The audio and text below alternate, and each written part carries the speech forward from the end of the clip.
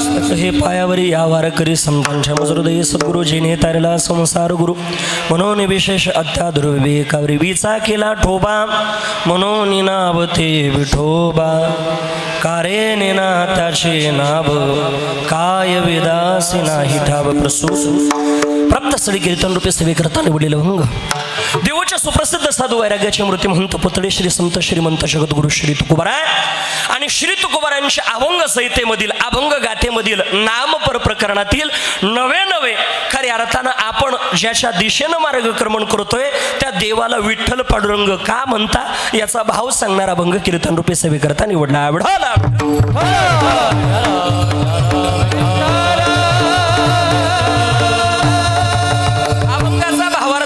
अर्थ जर बघितला तर फार सोपा आहे. महारा म्हणता विठोबाला विठोबा का म्हणता महारा म्हणता विचा केला ठोबा म्हणून नाव ते विठोबा विचा केला ठोबा म्हणजे वी बाजूला होता आणि ठोबा बाजूला आणि तो एकत्र केला आणि मग विठोबा झाला असं नाही. याच्या 4 कोटी शास्त्रांना सांगितली. पहिली कोटी त्याला विठोबा का म्हणता ज्ञानाला एक आकार प्राप्त झाला ज्ञानाचा अवतार म्हणून त्याला विठोबा म्हणता. दुसरी कोटी अशी सांगितली वैनतेचं पुत्र गरुड ज्याचं वाहन आहे म्हणून त्याला विठोबा म्हणता. नवे विष्णू परमात्मा संस्कृत मध्ये विष्णू त्याचा प्राकृत मध्ये अर्थ आहे विठोबा म्हणून त्याला विठोबा म्हणता. आणि चौथी कोटी आहे विटेवर उभा राहिला म्हणून त्याला विठोबा म्हणता. असा विचा केला ठोबा म्हणून त्याला नाव विठोबा पडलं. मग अशा असणाऱ्या विठोबाचं नाव तुम्ही का घेत नाही. महाराज नाव घ्यायचं म्हणजे त्याचं वर्णन करण्याच्या भानगडीमध्ये पडू नका. वेदाला सुद्धा तो कळाला नाही. शेष वर्णन करण्याकरता गेला पण त्या ठिकाणी त्याची जिव्हा सुद्धा त्या ठिकाणी मंदावली गेली. म्हणून आपण त्याचं वर्णन न करता फक्त त्याचं नाव घ्या. मग का हो महाराज त्याचं नाव घेतल्यानंतर आमच्या जीवनामध्ये भवसागर पार करता येईल का काळावर विजय प्राप्त करता येईल का. महाराज म्हणतात त्याची सत्ता कळी काळावरती सुद्धा आहे म्हणून काळावर सुद्धा विजय प्राप्त करता येतो. पण तरी सुद्धा तुम्ही त्याचं नाव का घेत नाही अट्टहासानं प्रश्न विचारता.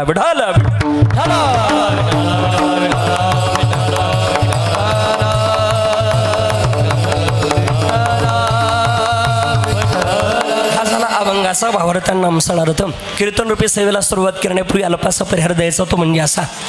आज किम निमित्तानं आपण सर्वजण या ठिकाणी जमला सगळ्यांना ज्ञातच आहे सगळ्यांना माहीत आहे. खऱ्या अर्थानं मला वाटतं या वर्षापासून प्रथमच वर्ष आहे का श्री क्षेत्र सप्तशृंगीगड अर्थात वणीपासनं आपल्या सगळ्या परिसरातील गावे त्यामध्ये धोडांबा वगैरे सगळे जेवढे काही गावं आहे ही सगळ्या गावांनी मिळून खऱ्या अर्थानं भूवैकुंठ पंढरी क्षेत्राकडे निघालेला हा पायी दिंडी सोहळा आणि आमच्या योगेश महाराजांनी पहिल्याच वर्षी क्रांती केली बा. मी प्रत्येक वेळाला त्यांच्या सप्ताहात असो बाबा त्यांच्या दिंडी सोहळ्यात कीर्तना लोक ते मला सांगून ठेवतात लय आपलं वर्णन करू नका महाराज पण ते मला राहवतच नाही. इथं आले होते वैभव पाहिलं का असं वाटतं मी खोटं नाही सांगत दोडंबेकर. आज इथं ज्या वेळेला मी कीर्तन आलेलो मी तिथं ज्या वेळेला तुमचं ते योगा वगैरे चालू होतं ह्या सगळ्या मित्रमंडळाचा मला वाटत नव्हतं कीर्तनाला सगळं एवढी गोड व्यवस्था होईल आता एवढा वेळ झाला पण इतक्यात एवढं गोड वातावरण तयार केलं. ते ज्या वेळेला हे सगळं आपलं मित्रमंडळ असं उभं राहिलं मी त्या फुलांमधून येत होतो मला असं वाटलं ऋषा तो लग्नात सुद्धा एवढं थटर झालं नाही एवढं थटर आहे आज नाही का. बरं ते काही मारा फुलं कुणाकडे फेकायची ते काही मा इड जाय तिड जाय कुठं म्हणलं घे आज माझ्या हाणून नाही का. काही म्हणायचे हाना जोरात हाना याला सापडला आज नाही का. पण लयच गोड. इथं आल्यानंतर मला असं वाटलं मला आजचं कीर्तन हे दिंडीचं सप्ताहाचं वाटत नाही तर मला असं वाटतं पंढरपूरच्या एखाद्या फडावर कीर्तन करतो का काही इतकं गोड आनंद आहे वैभव निर्माण केलं. सगळे श्रोते सुद्धा तितकेच चाणक्ष. मी तुम्हाला दोडंबेकर तुम्हालाच प्रश्न विचारतो एवढं गोड वातावरण याच्या अगोदर तुम्ही हॉलमध्ये बरेच लग्न केले असेल याच्या पुढे श्राद्धाचे कीर्तन केले असेल नाही असं काही नाही मोठे महाराज आणले असेल पण इतकी गोड वातावरण निर्मिती याला कारण हा सोहळा माझ्या पांडुरंग परमात्म्याचा आणि तोच करून घेतो. आणि विशेष म्हणजे हा सगळा योग जोडून आणण्याकरता योगेश महाराज आहेत महाराज नाही का. इकडं त्यांना जोड सौर ऊर्जेची सुद्धा पाहिजे सूर्याची सुद्धा पाहिजे नाही का. म्हणून आमचे सौरव महाराज सुद्धा आहे. हे 2 राम लक्ष्मण असल्यानंतर काही कमी पडत नाही. आणि आज एक योग नाही 2 योग आहे म्हणून दुसरे योगेश बाबा इथं उपस्थित आहे नाही का. आमच्या भगवान पंढरीश परमात्म्याची ना आज खंडेराव महाराजांची जणू काही सांगड. आज विशेष म्हणजे त्यांचा वाढदिवस आहे.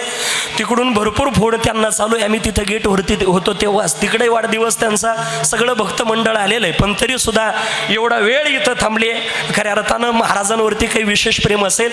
सगळे गायनाचार्य महाराज मंडळी, संशिष्टीम, श्रोतोवर्ग सगळ्यांना धन्यवाद देतो. चोपदार, हनुमंतराय, विनेकरी कोणाचा नाम उल्लेख करत नाही. याचं कारण असं, वेळ फार कमी आहे. 9:15 मला पिंगळ्यासह आवरायला लावलं नाही का. मग बरं पिंगळा राहिला ते मग हिंगळा करून पाठवतील, त्याच्यामुळे मला सगळं आवरायचंय. आणि म्हणून अगदी तुम्ही आता गोड बसा. साऊंड फार गोड लागला. हॉलमध्ये साऊंड लागल मला वाटत नव्हतं, पण सद्गुरू साऊंड म्हणलं का सद्गुरूची कृपाच होती महाराज नाही का. त्यांनाही धन्यवाद आहे. आणि विशेष म्हणजे आपला सगळा सोहळा महाराष्ट्राच्या कान्याकोपऱ्यामध्ये पोहोचवण्याकरता पांडुरंगाचा सोहळा, विठूचा सोहळा पोहोचवण्याकरता विठूचा सोहळा असं इथं आमच्या दादांकरता एकदा टाळी वाजवा. तिकडं रिंगण झालं की इकडं रील्स तयार, तिकडं प्रस्थान झालं की इकडं रील्स तयार. मी योगेश बाबा म्हणलं पहिल्याशी युट्यूब चॅनलवाले पाहिले बुवा, लगेच रील्स तयार, झोप नाही पण रील्स तयार नाही का मारा. नाही तर काही काहीचं अवघड राहतं मारा. काही काहीचं ही दिंडी झाली पुढच्या दिंडीलाच मारा, आली तर आली नाही तर गेली नाही का.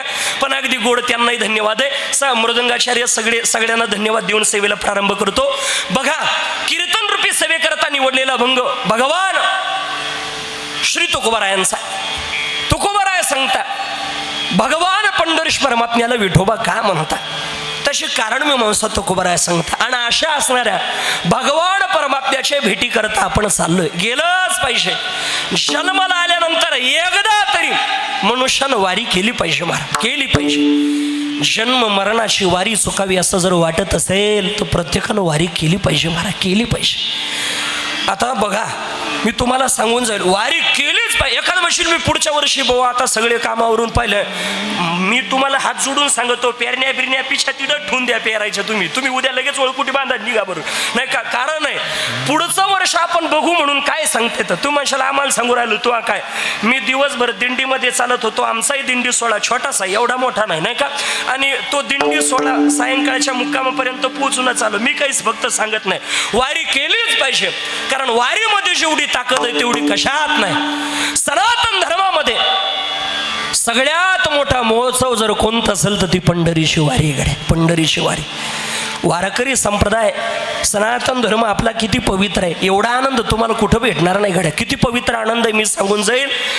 आपल्या जीवनामध्ये साधू संतांची वारीमधील काय क्रांती. माझ्या माऊली ज्ञानोबारानं तेव्हा वारी केली, टाळी वाजवावी, गुढी उभारावी, वाटही चालावी पंढरीशी. पण आज सुद्धा तेव्हापासून माझे माऊली ज्ञानोबा आहे, समाधीत असताना सुद्धा बाबा वारी करता. पण माऊलीचं प्रस्थान होताना जगातली सगळ्यात मोठी क्रांती मी तुम्हाला सांगून जाईल. माऊली वारी करता याच्या करता पुरावा काय, तर ज्या वेळेला माझ्या माऊली ज्ञानोबारायचं प्रस्थान आनंदी क्षेत्राकडून पंढरीकडं होणार ना, तर माऊली ज्ञानोबारायच्या मंदिराचा कळस हळतो. आणि कळस हल्ला का समजून जायचं माऊली पालखीत बसले, मग माऊलीला पंढरीकडे येतात मारा. जगात अशी क्रांती होणे नाही, जगात नाही मारा. कोण पाहिलं एवढं विज्ञान सुद्धा जिथं राहतं तिथं आमच्या अध्यात्माची ताकद सुरू होते. म्हणून आपल्या जीवनामध्ये वारी केली पाहिजे. वारीमध्ये आल्यानंतर हा श्रीमंत हा गरीब, एखादा करोडपती असला तोही त्याच ठिकाणाला जेवणा करता बसतो. आणि भिकारी सुद्धा बाबा एका ठिकाणाला. महाराज म्हणता संपदा सोहळा नावडे मनाला, संपदा सोहळा नावडे मनाला, संपदा सोहळा नावडे मनाला, संपदा सोहळा नावडे मनाला.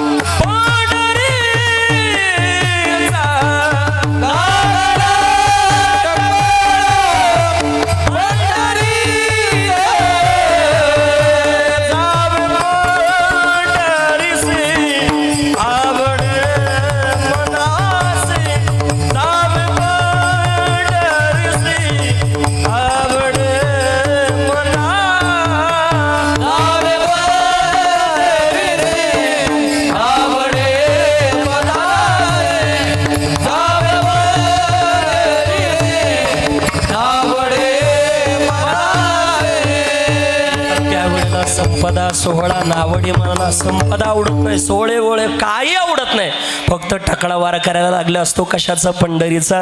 म्हणून पाऊले चालती पंढरीची वाट, पाऊले चालती पंढरीची वाट, सुखी संसाराची खोडोनी या गाठ, सुखी संसाराची खोडोनी या गाठ, पाऊले चालती पंढरीची वाट, पाऊले चालती पंढरीची वाट. पंढरीच्या दिशेनं पावलं त्या ठिकाणी निघता, कारण तो जगाचा मालक भक्ताची तुमची माझी वाट बघत असतो. त्याची वारी आपल्या जीवनामध्ये एकदा तरी केली पाहिजे. अनिष्ठीनं वारी केली पाहिजे महाराज, निष्ठानिष्ठीनं नाही, श्रद्धा ठेवून वारी करा. आपण देवा करता जर खऱ्या अर्थानं चालत गेलो ना, 4 पावलं देवा करता टाका, जगाचा मालक तुमच्या माझ्या करता 400 पावलं टाकतील गड्या. देव आपल्याला जसं देवाच्या भेटीची ओढ लागते, देवाला सुद्धा लागते महाराज. तुम्ही जर खऱ्या अर्थानं देवाच्या भेटी करता निष्ठेनं गेलं तर देव सुद्धा आपल्या भेटी करता निष्ठेनं कसं येतो बाबा. संत मालिकेमध्ये फार गोड उदाहरण आलं, सांगतो लक्षामध्ये. आपल्याला सगळ्यांना कुर्मदासांचं चरित्र सगळ्यांना ज्ञात आहे, पण सिद्धांत मांडण्याकरता आज आलं ओघानं गरजेचं आहे म्हणून सांगतो.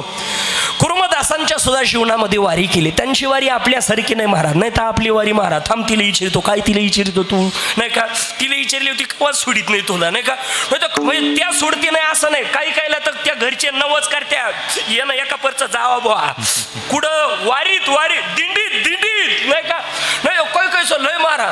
आणि माणसाच्या जीवनात असं आहे महाराज, काही काही माता माऊली नवस करून सुद्धा बाबा वारीला जायला. आमच्याकडे एक जण त्याशी माता माऊली लग्न झाल्या पाहून नवस करायची आणि एकदा तरी जावं बा, एकदा तरी जावं पंढरपूरचं तोंड, त्याला पंढरपूर कुठं ते माहित नाही, सासूरवाडीला रोज गाडीला म्हणले एकदा जावा बा यानं, ते जायला तयार, लय देवायला नवस केले.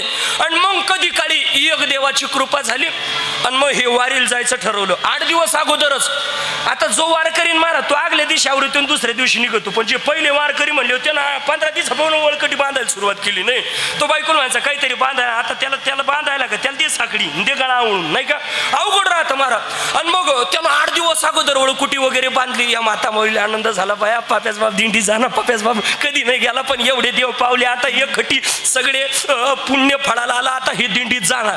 हे दिंडीत निघाले आणि त्या माता माऊलीच्या डोळ्यात आनंदाचे अश्रू आले. का कधीच दिंडीत गेले नाही ना, आता वारीमध्ये जाणार म्हणून आनंदाचे अश्रू आले. आणि ते एवढंच म्हणली, हो म्हणले काय, म्हणले चालले का, तो म्हणला तुला नसल वाटतं राहतो घरी, काल राहतो तू, नाही का. अवघड असं महाराज. पण कुर्मदासांची वारी तशी नव्हती महाराज. त्या ठिकाणी कुर्मदासांच्या जीवनामध्ये खऱ्या अर्थानं कुर्मदासांनी कशी वारी केली, एक दिवसाचा प्रसंग आहे. कुर्मदासांना हात नाही, पाय नाही. अरे एखादा अवयव जर आपल्या जीवनामध्ये नसेल तर काय दुःख असतं त्याला जाऊन विचारा. ज्याला एक डोळा नाही त्याला विचारा डोळ्याची किंमत, ज्याला पाय नाही त्याला विचारा पायाची किंमत. आज असे बरेच आहे का त्यांना वारी करण्याची अपेक्षा आहे, पण देवानं पाय एखादा दिला नाही, एखादा हात दिला नाही, डोळे दिले नाही, चालता येत नाही, दिसत नाही, वारी करण्याची अपेक्षा आहे. कुर्मदासांच्या जीवनात हातही नाही, पायही नाही. आईनं त्या ठिकाणी कुर्मदासांची त्या ठिकाणी सेवा करायची. एक दिवसाचा प्रसंग असा झाला, सायंकाळची वेळ आहे आणि कुर्मदास म्हणता, आई मला चाल ना ग एका ठिकाणी घेऊन. कुठं जायचं बाळा, कीर्तनाला जायचं. कोणाच्या भानुदास महाराजांचं कीर्तन ऐकायला जायचं. मला वाटतं शांती ब्रह्म पैठण निवासी नाद बाबांचे पूर्वज भानुदास महाराजांच्या कीर्तनाला चाललं घेऊन आई म्हटले, अरे मुलगा म्हातारपणाचा आधार असतो, पण तू आधार तर झाला नाही, पण तुझा आधार मला व्हावं लागतं गड्या. किती कुर्मदासा किती तुझा त्रास सहन करायचा रे. अरे तुला जीव घालायचं, तुझी घाण सगळं काही असेल ते सगळं आम्ही सहन करायचं कुर्मदासा. अरे आई जरी असेल किती दिवस तुझा त्रास सहन करायचा रे. म्हटले कुर्मदासा आई, आणि त्यात तुझं असं मला इकडे घेऊन चाल तिकडे घेऊन चाल. आई याच्या पुढं परत कधीच हट्ट करणार, एकदा फक्त मला भानुदास महाराजांच्या कीर्तनाला घेऊन चाल. आईनं घेतलं आणि भानुदास महाराजांच्या पायाजवळ ठेवलं. भानुदास महाराजांनी पाहिलं, कृपा कटाक्षानं निहाळलं, कुर्मदासा आला बाबा ये. आणि कीर्तनामध्ये पंढरीचं वर्णन केलं. पंढरी क्षेत्र किती पवित्र आहे. अवघीच तीर्थे घडती एक वेळा, चंद्रभागा डोळा देखलिया. जगातल्या सगळ्या तीर्थाचं पुण्य फक्त चंद्रभागा मातेला डोळ्यानं पाहिल्यानंतर घडतं. मी याच्या पुढे जाऊन सांगू, बाकीच्या तीर्थामध्ये पाप घालवण्याकरता बाबा स्नान करावं लागेल. बाकीच्या तीर्थामध्ये पाप घालवण्याकरता स्नान करावं लागेल. पण चंद्रभागा मातेला नुसतं पाहिलं तरी आपली पाप निघून जातात. याच्या पुढे जाऊन सांगू तुम्हाला, चंद्रभागा मातेकडं नुसतं पाहिलं तरी आपल्या जीवनातले पाप जातात. आणि तिच्यात जर स्नान केलं तर पाप करण्याची प्रवृत्ती शिल्लक राहत नाही. महाराज इतकं पवित्र तीर्थ आहे चंद्रभागा माता. एवढं सगळं वर्णन ऐकलं. पुंडलिकराय असे, पांडुरंग परमात्मा तसा आहे. आणि कीर्तन संपलं. बाबा मलाही वारीला यावं वाटतं हो. अरे तुला कसं येता येईल बाबा? बरं त्या वेळेला काय अशी वारी नव्हती बुवा. मग तुम्ही चला दिंडीत, गाडीत नाही तर थकले का गाडीत बसा, नाही का? काही काही दिंड्यात पावा महाराज दुपारचं जेवण झालं का आखी पिकअप भरेल, दिंडीत कोणीच नाही महाराज. अवघड राहतं महाराज. वारकऱ्याचा अनुभव म्हणजे मी आपल्या दिंडीचं नाही सांगत, तिकडं दुसरीकडलं सांगून राहिलो ना. आखी पिकअप सौरव बाबा भरेल, नाही का? अवघड राहतं महाराज. पण तसं नव्हतं महाराज. अरे तुला कसं हात नाही पाय नाही, कसा वारी करा? बाबा तुम्ही फक्त हो म्हणाव. हो म्हटले तो मी लगेच वारीमध्ये येतो. ते म्हटले आता हात नाही पाय नाही, हा कसा वारीमध्ये येणार? हो म्हणायला काय लागतं? भानुदास महाराज हो म्हटले. कीर्तन झाल्यानंतर सर्वजण झोपले, पण कुर्मदास झोपले नाही. रात्री पाय नाही हात नाही, पण गडबडत गडबडत निघाले महाराज पंढरीच्या दिशेनं. आणि जिथपर्यंत भानुदास महाराजांची दिंडी येणार तिथपर्यंत जायचे. गावकऱ्याला सांगायचे, हो गावकऱ्यांनो तुमचं फार मोठं भाग्य आहे. माझ्या भानुदास महाराजांचा दिंडी सोहळा पंढरीकडे चालला. बरं त्यांच्या स्वागताकरता तयार राहा. सगळ्या वारकऱ्यांकरता भोजनाची व्यवस्था करा. दौंडी फिटून सांगावं, प्रत्येकाला बोलव या हो करा. माझ्या भानुदास महाराजांच्या दिंडी सोहळ्याचं स्वागत करा. भानुदास महाराज तो दिंडी सोहळा घेऊन जायचे अगोदर एवढं सगळे कसे बुवा आपल्या स्वागताकरता यांना काय माहिती. प्रत्येक मुक्कामाला गेलो गोड त्या ठिकाणी तयारी केलेली. ही तुम्हाला तयारी करायला आमचा दिंडी सोहळा इथं येणार आहे. आणि तयारी करायला लावतं कोण? पाहिलं तर कुर्मदास आले. कुर्मदासा कसा आला रे? तुमच्या होनं मला इथपर्यंत आणलं. प्रत्येक मुक्कामाला कुर्मदास आले महाराज. पण शेवटी पंढरीचं अंतर थोडं जवळ आलं. मला वाटतं लहोळ नावाचं गाव आहे, त्या गावामध्ये आले भानुदास महाराज. शेवटचा मुक्काम. आता हा मुक्काम संपला का पंढरी क्षेत्रामध्ये पांडुरंगाला भेटायला जायचं. कुर्मदासाकडे आले. कुर्मदासा वारीत कसा आला? बाबा तुमच्या होनं आणलं. माझ्या होनं आता उद्या आपली पांडुरंगाची भेट होणार. बाबा आपली नाही तुमची होणार. कुर्मदासा इथपर्यंत आला आणि इथून पुढं का नाही? कुर्मदास उलटे झाले आणि पाहिले तर त्यांच्या शरीरात काटे भरलेले, खडे रकसलेले आणि सगळं रक्त बंबाळ झालेलं शरीर. बाबा आतापर्यंत शरीर घायल करून का होईना कसं तरी आलो, पण इथून पुढं नाही हो शक्य. उलट एक काम करा, आता जर पंढरी क्षेत्रामध्ये गेले ना बाबा, एकदा पांडुरंगाचं दर्शन घेऊ नका, दोनदा पांडुरंगाचं दर्शन घ्या. एकदा तुमच्या करता घ्या बाबा, पण दुसरं या कुर्मदासा करता घ्याल ना बाबा. कुर्मदासाची ती अवस्था पाहून भानुदास महाराजांच्या सुद्धा डोळ्यात आसवाच्या धारा लागल्या. दोडांबेकर मी तुम्हाला सांगून जाईल, श्री गुरु करता आपल्या डोळ्यात आसवाच्या धारा लागावी यात विशेष नाही, पण ज्या वेळेला आपल्या करता गुरुच्या डोळ्यात अश्रूच्या धारा लागताना त्यावेळेला समजून जायचं सगळ्या जन्माचं पुण्य याच जन्मात उदयाला आलं, याच जन्मात. ही कृपा असते महाराज, कोणावरही होत नाही. भानुदास महाराज म्हणतात, सांगतो बाबा निरोप. गेले पांडुरंगाचं दर्शन घेतलं. पांडुरंगा आम्ही आलो तुझ्याकडं, पण एक भक्त वाट बघतोय. तिथं सगळे वारकरी येण्याच्या अगोदरच भगवान परमात्मा तयारी करताय.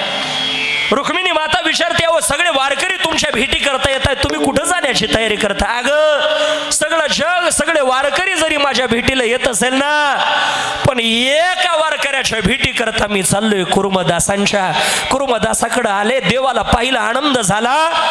कुरुमदासांना असं त्या ठिकाणी मांडीवरती घेतलं. भगवान परमात्म्यानं कुरुमदासांना मांडीवरती घेतलं आणि देवाच्या मांडीवरतीच खऱ्या अर्थानं कुरुमदासांनी देह ठेवला. महाराज, याला वारी म्हणतात, याला निष्ठा म्हणतात.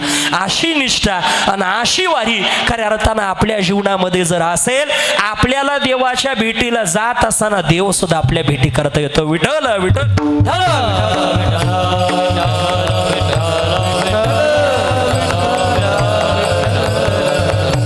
तुम्ही आपण त्या देवाशी वारी करावी यात विशेष नाही. अनेक देवांनी, सुरनर किन्नर गंधर्व सगळ्यांनी सुद्धा, हनुमंतरायानं सुद्धा, भगवान शिवजीनं, तसं तर जगातली पहिली वारी माझ्या भगवान शिवजीनंच केली. कथा बघा, आपल्याला सगळ्यांना माहिती, पण थोडक्यात सांगतो. ज्या वेळेला भगवान शिवजीला सुद्धा वारी करावी वाटली महाराज माझ्या पंढरीश परमात्म्याची, पहिली वारी त्यांनी केली. ज्या वेळेला भगवान परमात्म्याला वारी करावी वाटली, बाबा वारीला निघाले. आणि वारीला निघाल्यानंतर पत्नीने विचारलं, म्हणलं वैव, म्हणले काय, म्हणले कुठं चालले, म्हणले गप्प बस ना, कायम कुठं चालले, कुठं चालले, कुठं एकदाच जाऊ दे. म्हणले मला नाही. म्हणले कुठं चालले, म्हणले चाललो फिरायला. म्हणले मला येऊ द्या. म्हणले अगं अशा ठिकाणं नाही, तुला तिथं स्नान करावं वाटणार नाही, त्या ठिकाणी त्या तीर्थामध्ये असं तसं तुला ती गर्दी सहन होणार नाही. म्हणले मला सगळं सहन होतं, येऊ द्या तुमच्या बरोबर. दोघं निघाले. कोण? पार्वती माता आणि भगवान शिवजी. पोरग कुठं राहतं? पोरग म्हणजे गणपती बाप्पा. गणपती बाप्पा म्हणले मला येऊ द्या. म्हणले अरे तुलाही न्यायला, ते काय धोंड्याला जेवायला जायचं, तुलाही न्यायला नाही का, तू नेला असतं धोंड्याला जेवायला, धोंडा गेला संपून. म्हणले काल नेला असतं, धोंडा तुमचा झाला असता, मला का आला? म्हणले नाही, सासऱ्याने केली चांगठीन, घेतलीच मांजरण गिळून, तर त्याच्यातून काढा नेला असतं तुला. म्हणले नाही का, पण आता नेऊ नाही काय उपयोग नाही. म्हणले मला यायचं, आता एकट्याला जायचं, तोपर्यंत बाबा पायवारी करणार होते. पण आता परिवार न्यायचा म्हणले, गाडी मग नंदी महाराजांना घेतलं, नंदीवर बसले आणि निघाले. पंढरपूरच्या जवळ आलं. भगवान शिवजी म्हणता, बघ आपल्याला इथं स्नान का. बापरे, एवढी घाण त्याच्यात, तुला सांगितलं होतं ना मी येऊ शकत नाही. मग पद्मावती तळ्याजवळ पार्वती मातेला जागा दिली. पुढे गेले. पुढे गेल्यानंतर गणपती बाप्पाला भूक लागली. एका खात्यामध्ये जागा दिली. म्हणले आता इथून पुढं फक्त याच्यात तुम्ही खातच राहा. स्नान केलं आणि आता राहिले दोनच जण, भगवान शिवजी आणि नंदी महाराज. आणि दोघं निघाले भगवान पंढरीश परमात्म्याच्या दर्शनाला. लोक बरं साधू वेशात होते, शिवजी काही प्रत्यक्ष स्वरूपात नव्हते.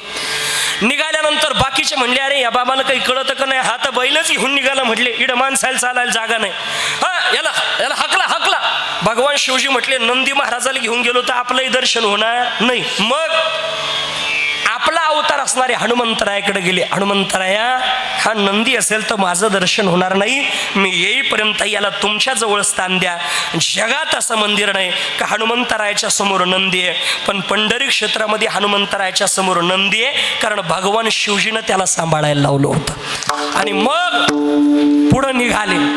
त्रिशूळ डमरू घेऊन आला गिरिजे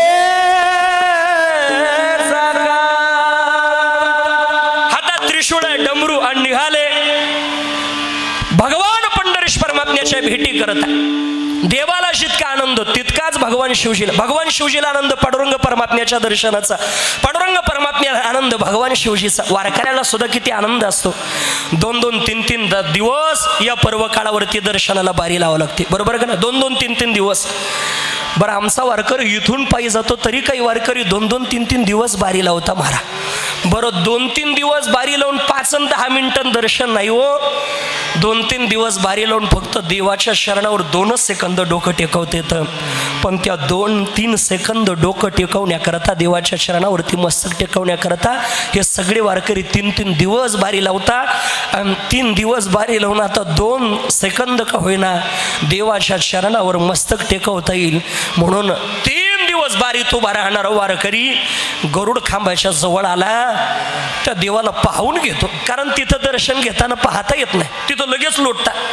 त्यावेळेला गरुड खांबाच्या जवळ वारकरी आला का देवाकडे एकटक बघतो. आणि गरुड खांबा जवळून बघताना तो वारकरी म्हणतो, देवा 3 दिवस बारीला लागलो, 2 सेकंद तुझ्या चरणावरती हे मस्तक टेकणार आहे, पण इतका मोठा भाव तयार होतो का त्या 2 सेकंद मस्तक टेकवल्यानंतर तुझ्या चरणावर देवा प्राण निघून जावं, इतका पवित्र भाव वारकऱ्याच्या मनात तयार होतो. इतका पवित्र भाव तसा आनंद आहे भगवान शिवजीला. मला भगवान पंढरीश परमात्मा भेटणार, पंढरीश परमात्म्याला आनंद भगवान शिवजी येणार. हे भगवान शिवजी जोरात जाऊन तिथं दर्शन घेणार, डोकं टेकवणार, पण पंढरीश पंढरीश परमात्म्याला इतका आनंद झाला होता, त्यांनी धरलं तसं भगवान शिवजीला उचलून घेतलं, तसं डोक्यावरच बसून घेतलं. म्हणून आजही डोक्यावर भगवान पंढरीश परमात्म्यानं भगवान शिवजीला बसवलेला असल्यामुळं भगवान शिवजीच्या डोक्यावर जो मुकुट आहे तो मुकुट नसून साक्षात माझ्या भगवान शिवजीचं लिंग आहे. प्रत्यक्ष स्वरूपात माझे भगवान शिवजीच आहे. तो मुकुट सामान्य नाही, माझ्या भगवान शिवजीचं स्वरूप आहे. म्हणजे पहिली वारी जर कोणी केली असेल भगवान शिवजीनं, मग सगळे देवादिक जर वारी करत असेल तर आपण का करू नये?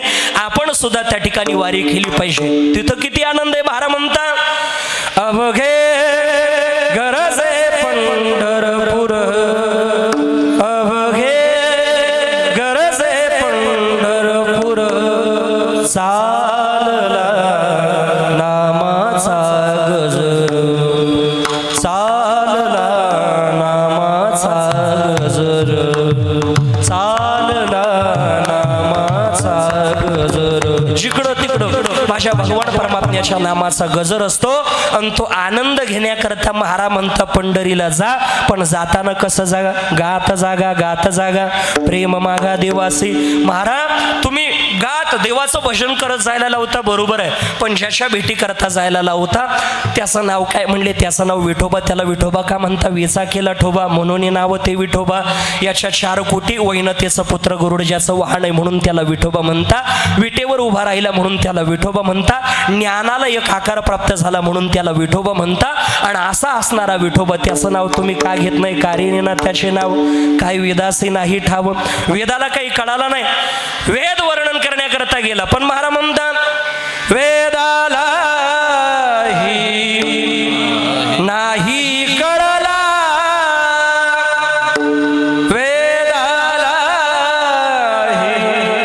नाही कळला, अंतपार याचा कानडा राजा पंढरीचा, कानडा राजा पंढरीचा. वेदाला सुद्धा कळाला नाही, शेषस्तुती प्रवर्ताला जीवा चिरोनी पलंग झाला. शेषाला सुद्धा तो कळाला नाही. तो तुम्हाला मला काय कळणार आहे? फक्त त्याचं नाव घ्या. महाराज नाव घेतल्यानंतर भवसागर पार करता येईल, काळा विजय प्राप्त करता येईल निश्चित, कारण त्याची सत्ता किती मोठी. अभंगाचं शेवटचं चरण तुका म्हणे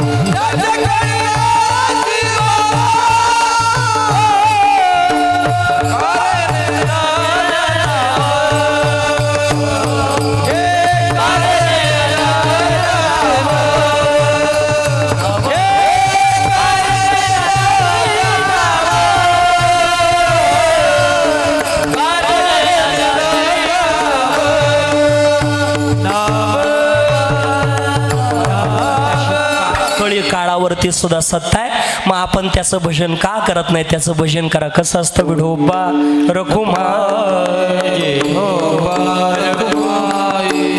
हरी जय जय हरी जय जय हरी जय जय जय जय विठोबा रखुमाई जय जय विठोबा रखुमाई हरी जय जय हरी जय जय जय जय विठोबा रखुमाई जय जय विठोबा रखुमाई हरी जय जय हरी जय जय हरी जय जय जय विठोबा रखुमाई जय जय विठोबा रखुमाई हरी जय जय हरी जय जय विठोबा रखुमाई जय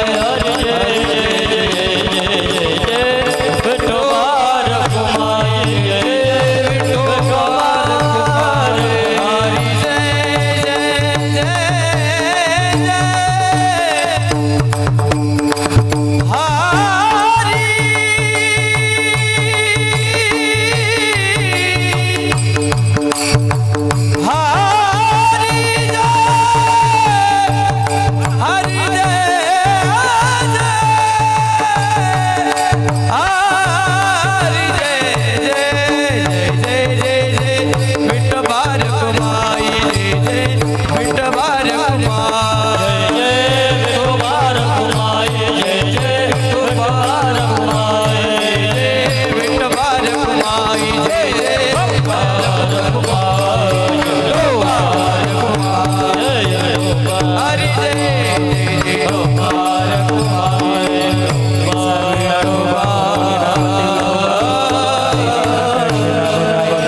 जय यथामती यथावकाश अभंगाचं सगळे चरण सरळ बघितले. वेळा अभावी शेवटच्या वरती आलो. असाच भाव असेल सांगता येत नाही. ज्ञानोबा तुकोबारानं ज्या पद्धतीनं बुद्धी दिली, भगवान पंढरीश परमात्म्यानं ज्या पद्धतीनं बुद्धी दिली, त्या पद्धतीनं चिंतन मांडण्याचा प्रयत्न केला. आमच्या योगेश महाराजांच्या माध्यमातून त्यांच्या प्रत्येक दिंडी सोहळ्यामध्ये त्र्यंबकेश्वर असेल, पंढरपूर असेल, सेवा करण्याचा सहयोग प्राप्त होतो. आनंद वाटतो. असा आनंद कदाचित देवाच्या सुद्धा जीवनामध्ये याचा आनंद करता ज्या सुखाकारणी देव वेडावला, वैकुंठ सोडून संत सदनी राहिला. वैकुंठ सोडून तो इथं आला. कदाचित याच आनंद करता. आणि असा आगळा वेगळा आनंद आमच्या योगेश महाराजांनी आज पहिल्याच दिवशी इथंच वैकुंठ निर्माण केलं, इथंच पंढरपूर निर्माण केलं. महाराज आमच्या योगेश महाराजांना, सौरव महाराजांना धन्यवाद आहे. योगात योग आमचे बाबाही या ठिकाणी उपस्थित आहे. खऱ्या अर्थानं अगदी गोड आपल्या जवळच बाबांचं देवस्थान आहे.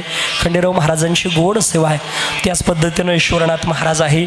परिसरातील गावातील भरपूर सगळे भजनी मंडळ असेल, सगळ्या बऱ्याच सप्ताह कमिटी सगळेजण येथे उपस्थित आहे. विनेकरी बाबांपासून आमच्या महाराजांपर्यंत गोड साऊंड सिस्टीम, कॅमेरा सगळ्यांना धन्यवाद. वेळ संपलेले राहिलेले 5 मिनिटात महाराजांच्या अपेक्षा तेवढा पिंगळा म्हणणारे थांबणारे.